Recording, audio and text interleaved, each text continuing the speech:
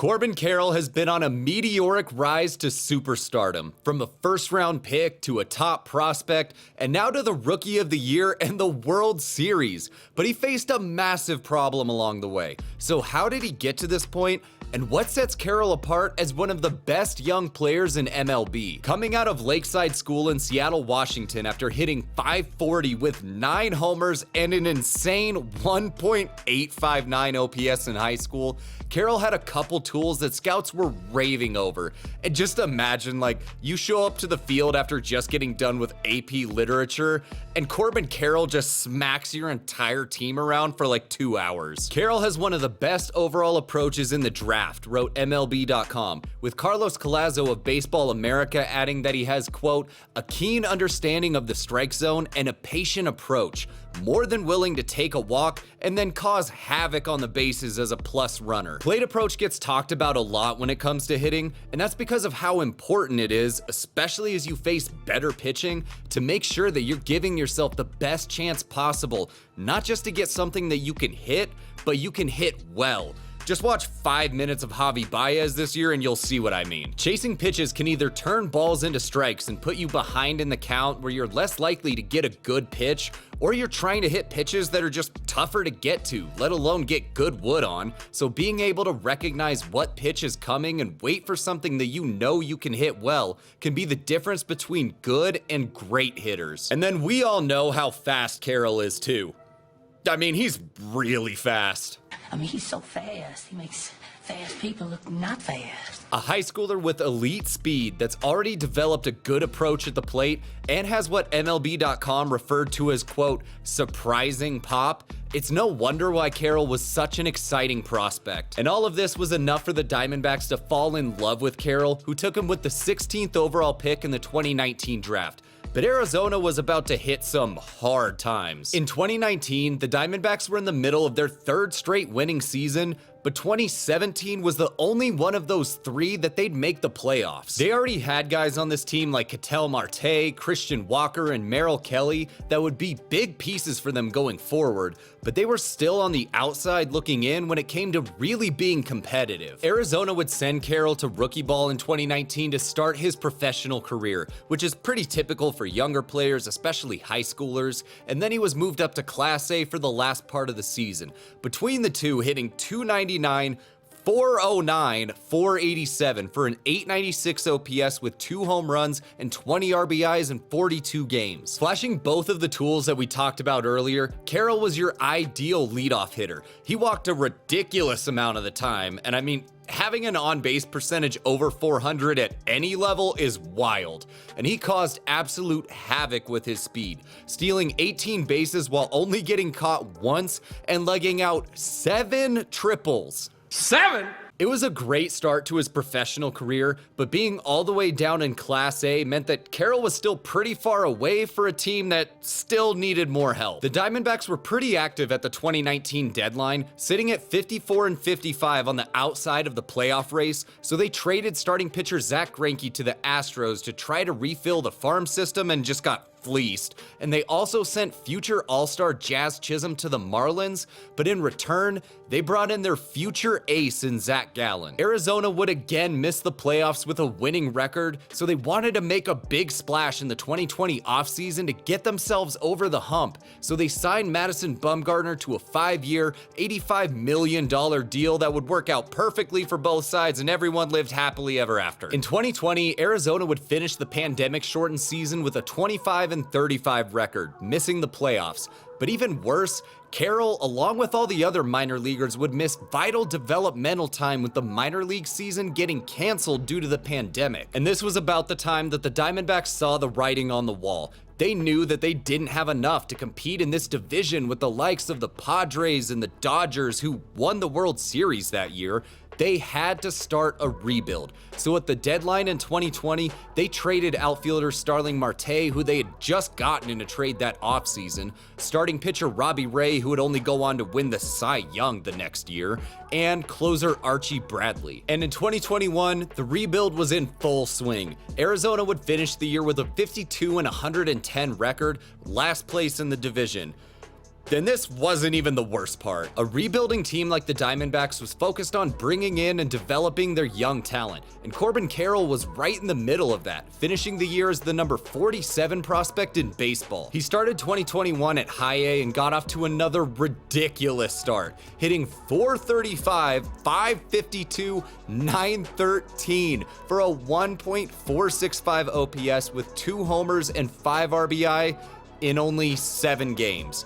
Because unfortunately, this is where his season ended. On that second home run, Carroll would injure his shoulder and later needed season-ending surgery to get it repaired. So at this point, he's basically missed 2 years in a row now, and I know, the irony of this meteoric rise, right? Missing 2 years that were vital to him developing and climbing up to the major leagues was a huge concern.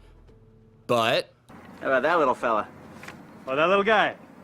I wouldn't worry about that little guy. at just 21 years old, he'd start the 2022 season with the Diamondbacks AA affiliate. And after 58 games where he hit .313, .430, .643 for a 1.073 OPS with another 8 triples, which is just ridiculous. 16 home runs, 39 RBI, and 20 stolen bases. Arizona had seen enough. They promoted Carroll to AAA where he'd continue to just dominate, putting up a 287, 408, 535 slash line, a 943 OPS with 7 homers, 22 RBI, and 11 more steals in only 33 games. This is just wild. After missing basically the last 2 years, which could have massively killed his development, Carroll picked up right where he left off. And those same tools that we've talked about were huge in helping him to do that, along with that sneaky pop coming out. Showing that patience at the plate to walk more than a fat guy running a marathon, Carroll again put up an over 400 on-base percentage, and his elite speed was helping him leg out triples left and right, steal bases as effectively as a girlfriend stealing your sweatshirt, and cover a ton of range in the outfield. And as Carroll was dominating the upper levels of the minors, the Diamondbacks' 2022 season was a surprisingly decent year, with a big step forward to a 74-88 record as some of their top prospects started to break into the majors. Zach Gallen broke out and took over as the team's ace. Ketel Marte and Christian Walker were the veteran bats leading the lineup, and Dalton Varsho showed promise with 27 homers and great defense in the outfield. This season was all about seeing what the young guys had. Top 100 prospects Geraldo Perdomo and Alek Thomas got a good amount of playing time, and on August 29th, Corbin Carroll got the call too. Carroll would play in 32 games with the Diamondbacks in 2022, hitting .260, .330, .500, good for an .830 OPS with 4 homers, 14 RBI, 2 stolen bases, and a 131 WRC+. Arizona looked at everything that he did this year and just went like, yeah, I've seen enough. And they signed Carroll to an 8-year, $111 million contract, when he was technically still a rookie. Tearing up the minors and having a great 30 games is one thing, but the Diamondbacks must have seen something during his time in the majors that let them know that Carroll was their guy. So what did he do to impress them so much? Well, that same patience that helped him take advantage of pitching in the minors showed up once he got to the big leagues. Not chasing, staying within the strike zone, and seeing a lot of pitches. And all of those are really impressive for a young guy that's riding the adrenaline train through your first taste of the big leagues. And staying patient to make sure that he was getting good pitches to hit helped him spray a ton of solid line drives all over the field, making the most of when he got the ball in the air with a good amount of extra base hits and putting a good amount of those over the fence. So even though some of the underlying numbers weren't quite there yet, like exit velo or barrel percentage, if you're taking the right approach and you're squaring the ball up, those things will come. Hit the ball well and good things will happen. And when you add in Carroll's elite speed and plus defense, yeah, they knew they had their guy. So knowing they were gonna build around Carroll and some of the other young guys, the Diamondbacks decided to cash in on some extra value they had, and they traded Dalton Varsho to the Blue Jays to fill their hole. That's what she said. fill their hole at catcher with top prospect Gabriel Moreno, and get a bit more offense in the outfield with Lourdes Gurriel Jr. Arizona was ready to take another step forward with this young core, but Carroll was ready to lead this team farther than anyone would have thought. At just 22 years old, in his first full season in the big leagues, and now at the weight of a $100 million contract on his shoulders, Corbin Carroll absolutely delivered. He hit .285, .362, .506 for an .868 OPS, hit 25 home runs, drove in 76 runs, and had a 133 WRC plus and 6.0 FWAR in 155 games. Carroll didn't just live up to the hype. I am the hype! He put all his tools on full display. Right up there with names like Bobby Witt Jr., Ellie De La Cruz, and Trey Turner, Carroll is easily one of the fastest players in MLB. 99th percentile in sprint speed, which gives him an insane amount of range, and put him in the 85th percentile in outs above average. And then he's an absolute nightmare on the base paths, with 54 stolen bases, which was third in MLB, and 10 more triples, which was second. His speed is an absolute problem for the other team. But baseball isn't just about athleticism. I mean, unless you're the peak form of male athleticism that was big sexy. But I'd argue more than any other sport, to truly be a great baseball player at the highest level, you have to have the intangibles and all those little things down to a science. And the 5'10", 165-pound Carroll shows that each and every at-bat, working himself into a lot of hitter-friendly counts by not chasing out of the strike zone, and when pitchers do have to challenge him, he's not whiffing, and he's not gonna miss very many opportunities to use that sneaky pop. Which just sounds like when dad would have a beer behind mom's back so she wouldn't notice. Corbin Carroll was the first rookie in Major League history with a 25 homer, 50 stolen base season. He made his first of what we can all assume will probably be a lot of all-star teams, and there's no doubt that he's gonna be the National League Rookie of the Year. But this isn't where 2023 ends for him. Going into the deadline this year, the Diamondbacks sat at 57 and 50 in a three-way tie for the final wildcard spot. So they decided to go for it. To strengthen their bullpen that had been really struggling, they would make a trade with the Seattle Mariners for their closer Paul Sewald, and they also traded for outfielder Tommy Pham to add another bat to the lineup. With these new additions ready to launch them into a playoff race over the final stretch of the season, they immediately went on a 9-game losing streak.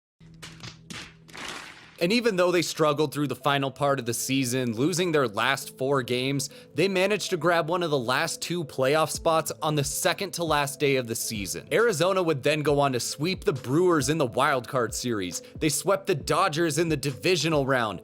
And then they ran into some trouble in the championship series. The Philadelphia Phillies would take the first 2 games, winning game 2 in a landslide 10-0 victory that had this young Diamondbacks team just looking outmatched. But Arizona would battle back to win both of the next 2 games by 1 run before Philly dominated game 5 to put Arizona on the brink of elimination. With their backs against the wall, Arizona went into enemy territory, and they took the last 2 games in Philly to clinch their spot in the World Series. Carroll did most of his damage these playoffs in the wild card and divisional rounds, but was a big part of that Game 7 win against the Phillies, going 3 for 4 with 2 runs, 2 RBI, and 2 stolen bases. Overall this postseason, he's hit .295, .396, .455 for an .851 OPS, 2 homers, 4 stolen bases, and a 129 WRC plus, more than handling the bright lights of the postseason. And by the time this comes out, games 1 and 2 will already be in the books, and I can't wait to see how he handles the biggest games that baseball has to offer. What do you think about Corbin Carroll's incredible rise to MLB superstar, and what do you see from him going forward? Let me know in the comments below, especially if you're a D-backs fan, because you've definitely seen more of him than I have, and I can't possibly watch everything in MLB, so I'd love to hear your thoughts and talk some baseball with you. Carroll broke out and took the baseball world by storm this year, but while we get players that shatter all expectations and have great years, unfortunately, We also get players that are huge disappointments. So next, go ahead and check out the video that's on your screen now to find out who are the most disappointing hitters in baseball in 2023. I can't thank you enough for watching and supporting the channel. If you want to help us out, go ahead and check out the description. Otherwise, hope you have an awesome day. Later.